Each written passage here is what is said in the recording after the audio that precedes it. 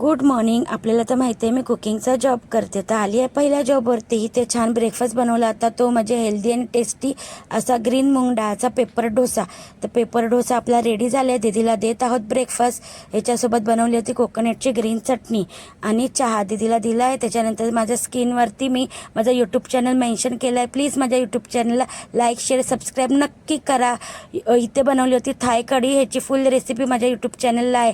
ही green थाय paste use करून बनवली आहे. तर इथे स्टीम राईस बनवला आहे, त्याच्यासोबत बनवलं होतं ग्रीन थाय कढी, त्याच्यासोबत बनवलं होतं सँडविच स्नॅक्ससाठी इथे मॅशमेलो ज्यूस आणि नारळ पाणी असा मेनू होता. इकडचं सगळं वगैरे झाकून वगैरे जात आहे सेकंड जॉबवरती. इकडे बनवलं होतं छान असं टेस्टी अंडा मसाला, म्हणजे हाफ फ्राय अंडा मसाला. बघू शकता छान असा मसाला रेडी झाला आहे, त्याच्यासोबत स्टीम राईस असा मेनू होता. इकडे सगळं व्यवस्थित झाकून वगैरे जात आहे. आता मी लास्ट जॉबवरती म्हणजे तिसऱ्या जॉबवरती, इथे तिसऱ्या जॉबवरती बनवली होती डाळ फ्राय येल्लोवाली. त्याच्यासोबत हेल्दी अशी भाजी बनवली होती, ती म्हणजे बीटरूट कोकोनटची भाजी आणि त्याच्यासोबत स्टीम राईस असा मेनू होता. इथे पण सगळं व्यवस्थित झाकून वगैरे गॅस वगैरे क्लीन करून जात आहे मी घरी.